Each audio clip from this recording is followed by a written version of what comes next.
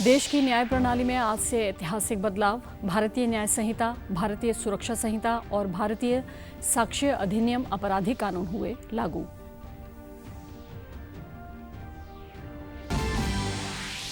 हरियाणा के मुख्यमंत्री ने पानीपत में राज्य स्तरीय समारोह में 3 योजनाओं के लाभार्थियों को बांटे अधिकार पत्र।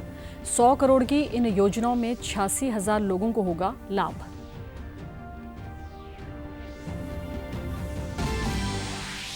और पंजाब की लीची की पहली खेप अमृतसर से इंग्लैंड की निर्यात। कैबिनेट मंत्री जोड़ा माजरा ने कहा, ऐसे प्रयासों से लीची उत्पादक किसानों की विदेशों में होगी पहचान। नमस्कार, चंडीगढ़ से आपका स्वागत है। मैं हूं भानुप्रिया। अब समाचार विस्तार से। 18वीं लोकसभा के बाद शुरू हुए लोकसभा के पहले सत्र का आज छठा दिन है। आज से लोकसभा में राष्ट्रपति के अभिभाषण पर धन्यवाद प्रस्ताव की शुरुआत हो गई है। लोकसभा में चर्चा की शुरुआत का अनुमोदन भाजपा सांसद अनुराग ठाकुर ने किया। 10 दिन का ये सत्र 24 जून को शुरू हुआ था और 3 जुलाई तक चलेगा। इसके साथ ही राज्यसभा में राष्ट्रपति के अभिभाषण पर धन्यवाद प्रस्ताव पर चर्चा जारी है। राज्यसभा में चर्चा की शुरुआत शुक्रवार को हुई थी। यहां चर्चा की शुरुआत भाजपा सांसद सुधांशु त्रिवेदी ने की थी। भाजपा सांसद कविता पाटीदार ने प्रस्ताव का समर्थन किया था। उच्च सदन में चर्चा के लिए 21 घंटे का समय निर्धारित किया गया है। लोकसभा में आज की कार्यवाही की शुरुआत दिवंगत सांसदों को श्रद्धांजलि देने के साथ की गई। इस दौरान केंद्रीय मंत्री राजनाथ सिंह ने कहा कि विपक्ष की हर मांग को सुना जाएगा। वह जिस मुद्दे पर चर्चा चाहते हैं उस पर सरकार चर्चा के लिए तैयार है, लेकिन इससे पहले राष्ट्रपति के अभिभाषण पर चर्चा पूरी की जाए। प्रोसीजर्स के आधार पर चलती है। रूल्स और प्रोसीजर्स के अतिरिक्त कुछ हेल्दी ट्रेडिशंस हैं संसद की, जिसके आधार पर कार्रवाई चलती है। और मानता हूं कि ये हेल्दी ट्रेडिशंस हमारे संसद की एक सबसे बड़ी ताकत है। जब कभी भी राष्ट्रपति जी के अभिभाषण पर चर्चा होती है तो आज तक कभी ऐसा नहीं हुआ है, क्योंकि अपने लंबे संसदीय जीवन में जो मैंने देखा है उस आधार पर मैं कह सकता हूं कि अन्य किसी विषय पर उस समय चर्चा हुई हो। इसलिए मैं अपने सभी सम्मानित विपक्ष के सदस्यों से भी आग्रह करना चाहता हूं, आप जिस विषय पर चर्चा करना चाहते हो आप चर्चा करें, लेकिन एक बार राष्ट्रपति से संबंधित जो धन्यवाद प्रस्ताव है उसको संसद में पारित करने के बाद ही करें। यह मेरा सभी से विनम्र अनुरोध है। 3 नए आपराधिक कानून, भारतीय न्याय संहिता, भारतीय नागरिक सुरक्षा संहिता और भारतीय साक्ष्य अधिनियम आज से लागू हो गए हैं। नए आपराधिक कानूनों में जांच, ट्रायल और अदालती कार्यवाहियों में तकनीक के इस्तेमाल पर खासा जोर दिया गया है। इनका मकसद दंड केंद्रित प्रणाली से न्याय केंद्रित प्रणाली की ओर बढ़ना और सुलभ, सरल और पारदर्शी न्याय व्यवस्था उपलब्ध करवाना है। नए कानूनों के लागू होने से न केवल निष्पक्ष और समयबद्ध जांच और त्वरित ट्रायल होगा, बल्कि न्यायालय और जेल के बोझ पर कमी आएगी।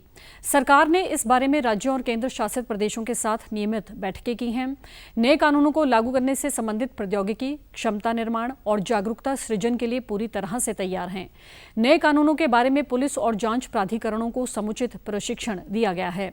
ये नए आपराधिक कानून जांच, सुनवाई और अदालती प्रक्रियाओं में प्रौद्योगिकी के उपयोग पर बल देते हैं। इसे देखते हुए राष्ट्रीय अपराध ब्यूरो NCRB ने मौजूदा अपराध और अपराध ट्रैकिंग नेटवर्क व प्रणालियों में 23 संशोधन किए गए हैं। हरियाणा के मुख्यमंत्री नायब सिंह सैनी ने कल पानीपत में आयोजित राज्य स्तरीय समारोह में डॉक्टर भीमराव अंबेडकर आवास नवीनीकरण योजना व मुख्यमंत्री ग्रामीण आवास योजना के लाभार्थियों के खातों में वर्चुअल धनराशि भेजी। इसके अलावा विभिन्न जिलों में कैबिनेट मंत्रियों ने भी लाभार्थियों को धनराशि वितरित की। पानीपत में आयोजित समारोह में मुख्यमंत्री ने कहा कि इन तीनों योजनाओं के 83,633 लाभार्थियों को 100 करोड़ 68 लाख रुपए से अधिक की राशि का लाभ दिया है।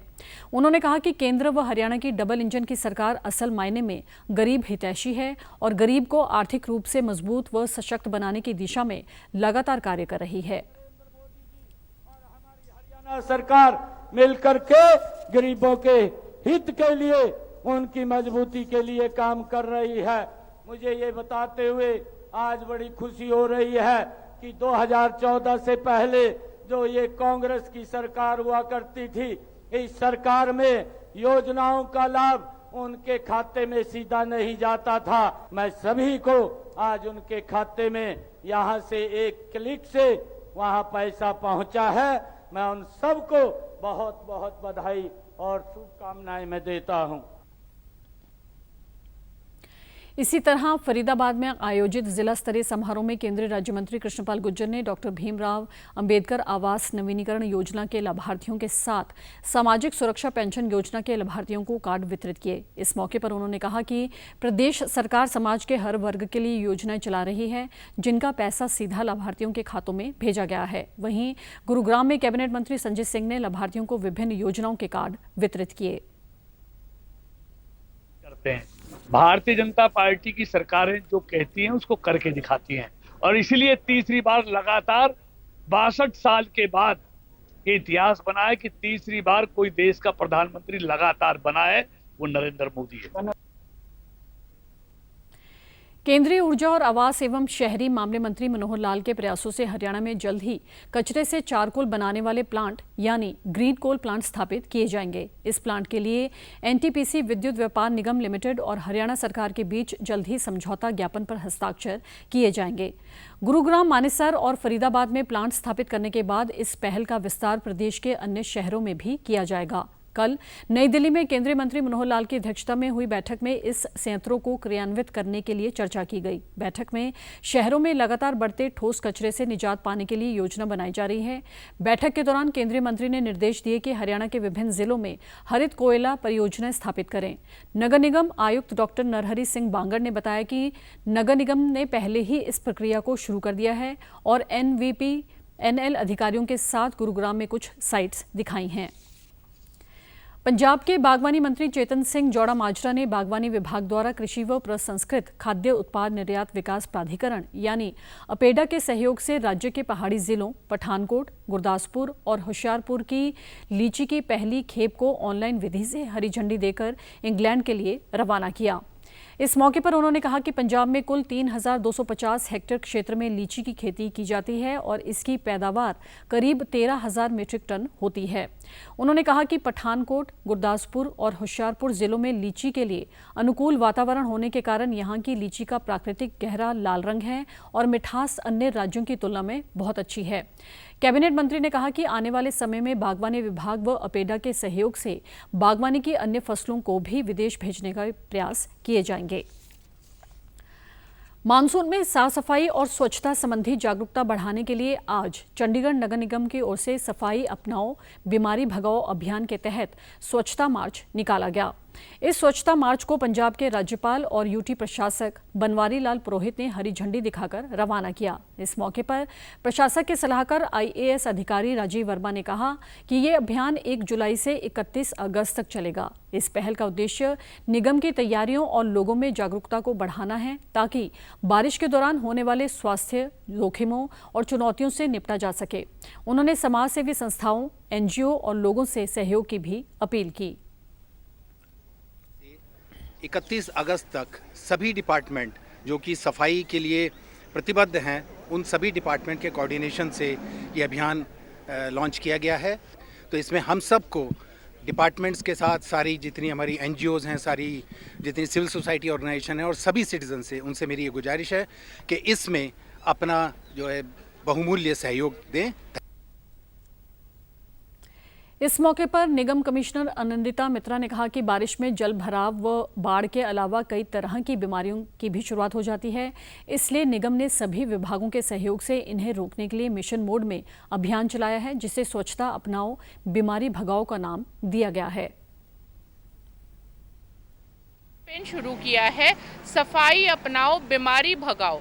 इसमें सारे डिपार्टमेंट्स का रोल है। म्युनिसिपल कॉरपोरेशन ने अपने वाटर टेस्टिंग टीम्स को डिप्लॉय करने हैं शहर के हर कोने में पानी के जो गुणवत्ता है उसको चेक करने के लिए, और उसकी सैंपलिंग लगातार अगले 2 महीने तक करनी है। और जहां दूषित पानी मिलेगा इमीडिएटली उसमें जो क्लोरीन डालना है या जो भी कोर्स करेक्शन करना है वो किया जाना है।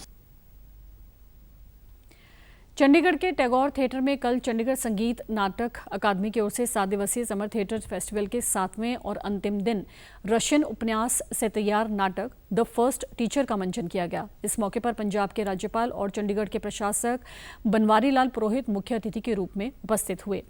नाटक के निर्देशकों को सम्मानित करने के बाद राज्यपाल ने कहा कि स्कूलों में नाटक जरूरी हैं। हमें नाटक के माध्यम से सामाजिक बुराइयों, भ्रष्टाचार, ड्रग्स और कुरीतियों पर प्रहार करना चाहिए। राज्यपाल ने कहा कि उन्हें आज भी याद है जब स्कूल में पढ़ते थे तो नाटक में हिस्सा लेते थे। महाराणा प्रताप का नाटक था, उसमें अमर सिंह की भूमिका निभाई थी। जब इस बारे में मेरे दादा को पता चला तो वह बाजार के बेहतर टेलर से पोशाक बनवाने के लिए गए थे। उन्होंने सलाह देते हुए कहा कि चंडीगढ़ संगीत नाटक अकादमी नुक्कड़ नाटक पर काम करे। चौराहों पर बच्चों की प्रतिभा निखरेगी, वहां पर बच्चे शर्माएंगे नहीं। राज्यपाल ने कहा कि 7 दिनों का नाट्य उत्सव हुआ है और हमारी संस्कृति में 7 का अक्षर शुभ माना जाता है। ये लकी नंबर है। प्रधानमंत्री नरेंद्र मोदी ने डॉक्टर्स डे के अवसर पर सभी डॉक्टर्स को बधाई दी। उन्होंने सोशल मीडिया प्लेटफॉर्म पर लिखा कि डॉक्टर्स डे पर बधाई। ये हमारे स्वास्थ्य सेवा नायकों के अविश्वसनीय समर्पण और करुणा का सम्मान करने का दिन है। वे उल्लेखनीय कौशल के साथ सबसे चुनौतीपूर्ण जटिलताओं को पार कर सकते हैं। हमारी सरकार भारत में स्वास्थ्य ढांचे में सुधार करने और डॉक्टरों को वह सम्मान दिलाने के लिए पूरी तरह प्रतिबद्ध है जिसके वे हकदार हैं। प्रधानमंत्री नरेंद्र मोदी ने चार्टर्ड अकाउंटेंट्स डे पर सभी चार्टर्ड अकाउंटेंट्स को शुभकामनाएं दी हैं। सोशल मीडिया प्लेटफॉर्म एक्स पर उन्होंने लिखा, चार्टर्ड अकाउंटेंट्स दिवस की हार्दिक शुभकामनाएं। सीए हमारे आर्थिक परिदृश्य को आकार देने में महत्वपूर्ण भूमिका निभाते हैं। उनकी विशेषज्ञता और रणनीतिक अंतर्दृष्टि व्यवसायों और व्यक्तियों दोनों के लिए फायदेमंद है। वे आर्थिक विकास और स्थिरता में भी महत्वपूर्ण योगदान देते हैं। वे हमारी वित्तीय खुशहाली को प्राप्त करने के साधनों का अभिन्न हिस्सा हैं। सेना प्रमुख जनरल उपेंद्र द्विवेदी को गार्ड ऑफ ऑनर दिया गया। इसके साथ ही सेना प्रमुख जनरल उपेंद्र द्विवेदी ने राष्ट्रीय युद्ध स्मारक पर पुष्पांजलि अर्पित की। इस अवसर पर सेना प्रमुख जनरल उपेंद्र द्विवेदी ने कहा कि ये मेरे लिए बहुत गर्व और सम्मान का क्षण है कि मुझे भारतीय सेना का नेतृत्व करने का अवसर मिला है।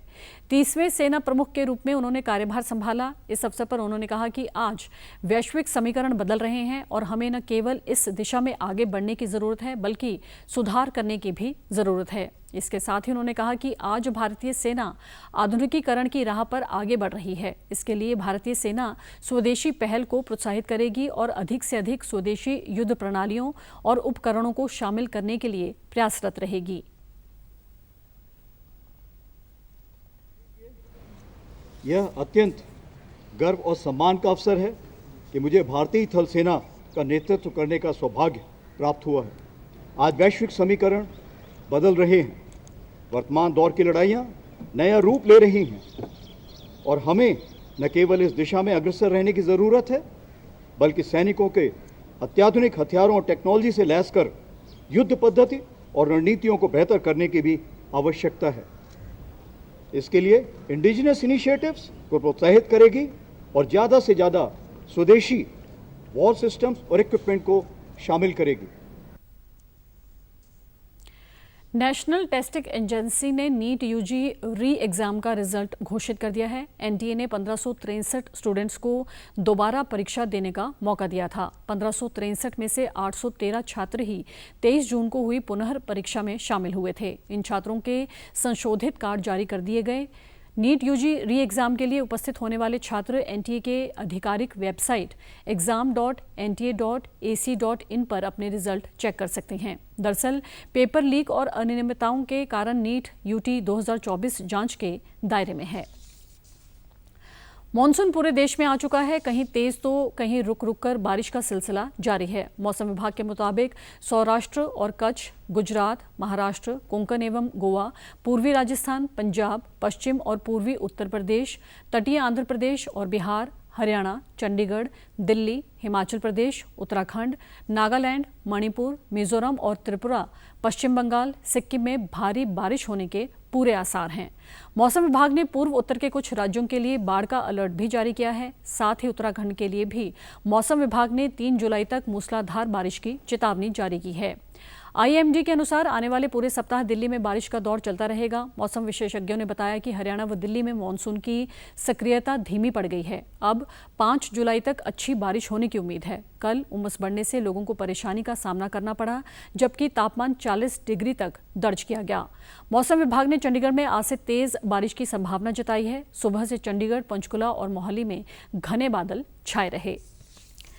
और आप हमारे समाचार YouTube channel DD news Chandigarh, Facebook DD news Chandigarh और social media X DD news CHD पर भी देख सकते हैं। इसी के साथ चंडीगढ़ से समाचारों का सिलसिला समाप्त होता है। नमस्कार।